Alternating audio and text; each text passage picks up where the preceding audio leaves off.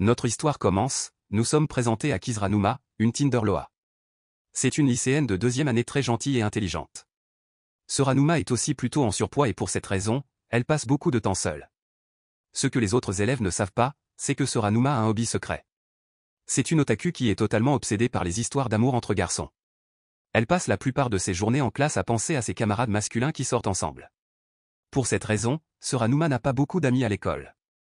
Un jour, une chose horrible arrive à Soranuma. Elle découvre que l'un de ses personnages préférés dans une histoire a été tué. Soranuma est alors totalement déprimée et ne quitte pas sa chambre pendant une semaine entière. Soranuma rejette toute nourriture et reste totalement seule dans sa chambre. Finalement, après une semaine, Soranuma sort de sa chambre et a l'air totalement différente. Il semble qu'à cause du stress et du fait de ne pas manger, Soranuma a perdu une tonne de poids. Elle est maintenant très attirante et a l'air totalement différente. Soranuma retourne à l'école et tout le monde remarque qu'elle a l'air différente. Tous les garçons de l'école commencent à s'intéresser à elle. Les 4 garçons qui l'obsédaient depuis longtemps veulent tous sortir avec elle. Soranuma est troublée, car elle n'a pensé qu'aux garçons et non à elle. Les garçons proposent tous à Soranuma de sortir au cinéma et elle accepte.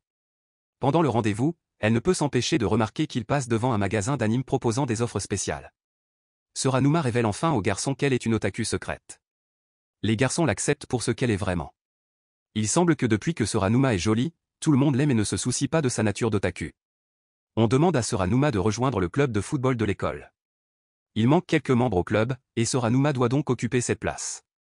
Soranuma n'est pas vraiment douée pour le sport, mais elle s'inscrit car elle ne peut pas refuser d'aider quelqu'un.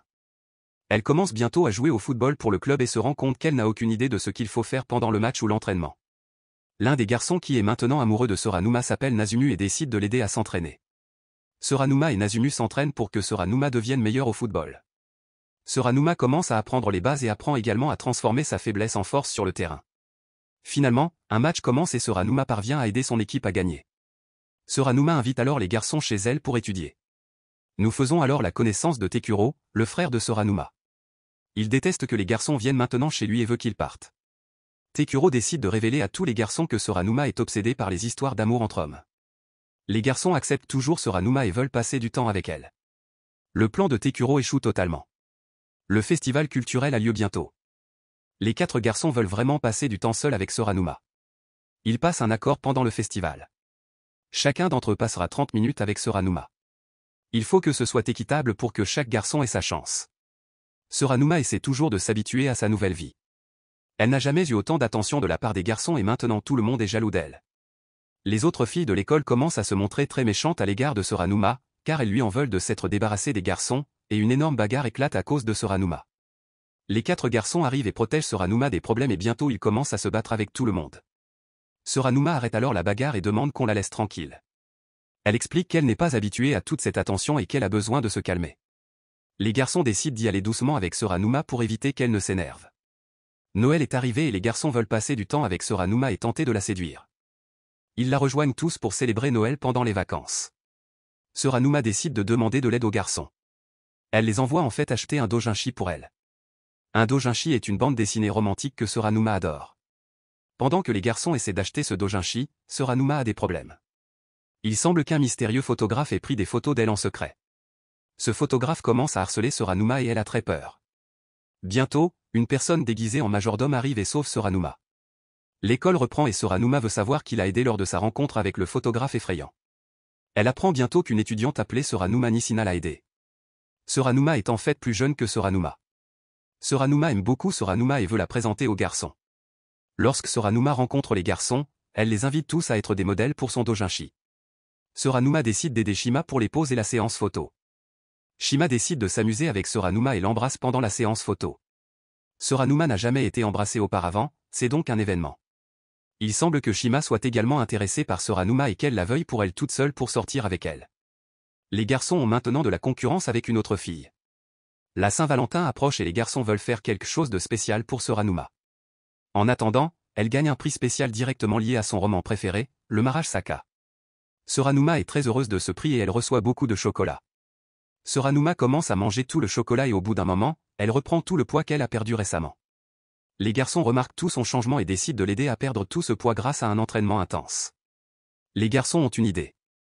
Ils lui offriront des moments de fan service romantique si elle atteint un certain poids. L'un des garçons, Yuzuki, réalise qu'il se fiche que Soranuma soit en surpoids ou maigre.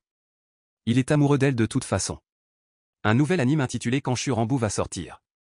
Soranuma et Shima commencent à tomber amoureuses de cet anime. Elles le regardent tout le temps et parlent de son intrigue et de ses personnages. Bientôt, les filles se disputent violemment. Elles ne sont pas d'accord sur le personnage masculin qui devrait être le plus dominant. Shima et Senemura ne se parlent plus à cause de leur dispute à propos de cette série. Les garçons veulent les aider à se réconcilier et ils élaborent un plan. Shima décide de défier Soranuma dans une compétition.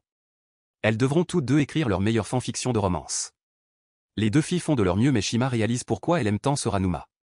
Shima décide de s'excuser pour ce qu'elle a dit et veut être à nouveau amie avec elle. Les filles sont finalement d'accord sur la romance que les deux personnages principaux devraient avoir dans cet anime. Et elles continuent à regarder la série ensemble. Une cérémonie spéciale en l'honneur des samouraïs va bientôt avoir lieu. Soranuma et ses amis décident d'assister à cet événement spécial. Ils doivent tous passer une nuit dans une maison de retraite. Soranuma adore s'amuser avec ses amis car c'est la première fois qu'elle en a autant. Au cours d'une de leurs batailles de polochons intenses et amusantes, Yuzuki tombe accidentellement sur Soranuma, ce qui donne lieu à un moment romantique. Le lendemain, Soranuma et ses amis se rendent tous à l'événement spécial. Ils visitent même un musée et se rendent sur la tombe spéciale d'un personnage légendaire appelé Samitora. Soranuma et ses amis montent tous sur des bateaux et se rendent sur une île proche. L'eau commence à être très instable et leur bateau est emporté par les eaux. Au bout d'un moment, le groupe d'amis se rend compte qu'ils ont de gros problèmes car ils sont maintenant échoués. Asuma et Soranuma sont séparés des autres.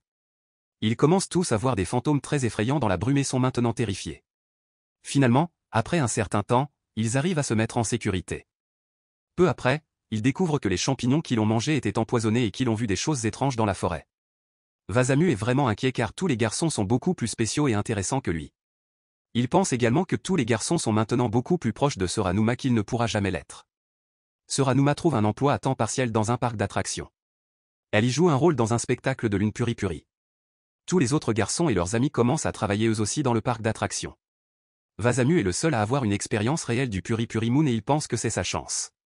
Wasamu est très excité à l'idée de s'entraîner avec Soranuma mais il attrape un gros rhume. Soranuma est très inquiète pour Wasamu et sa maladie. C'est pourquoi elle décide de se rendre chez lui et de s'occuper de lui. Wasamu a une très forte fièvre et ne se sent pas bien. Il commence à se comporter de façon étrange et saute même sur Soranuma pour l'embrasser. Yuzuki arrive et arrête Wasamu avant qu'il ne fasse quelque chose de pire. Soranuma est également malade parce qu'elle a embrassé Wasamu. Wasamu est vraiment désolé pour ce qu'il a fait et espère que Soranuma ira mieux à temps pour la pièce de théâtre. Le groupe se rend à la plage. Hayato essaie vraiment d'impressionner Soranuma et de la séduire, mais son plan échoue. Le groupe s'amuse beaucoup à la plage et tous les garçons font de leur mieux pour impressionner Soranuma. Bientôt, le pont s'effondre et ils doivent prendre un autre chemin pour rentrer à l'abri. Soranuma retrouve Hayato lorsqu'il se réfugie dans un hôtel vide. Des types bizarres commencent à harceler Soranuma. Hayato trouve le courage de les battre, Soranuma lui en est reconnaissante et ils rejoignent tous les deux le reste du groupe. Les amis partent tous à la recherche d'un trésor près du mont Fuji. Wasamu trouve une carte dans le club d'histoire et il pense vraiment qu'il y a un trésor au bout de la carte. De plus, les garçons sont très intéressés de savoir si Wasamu a vraiment des sentiments pour Soranuma. Alors qu'elle explore la grotte, Soranuma est attaquée par une chauve-souris et se retrouve séparée de ses amis. Wasamu la retrouve et ils sont maintenant seuls ensemble.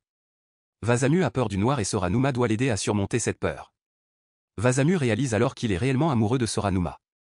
Wasamu a maintenant admis ses véritables sentiments et les autres garçons veulent qu'il s'arrête avant qu'il ne réussisse à séduire totalement Soranuma.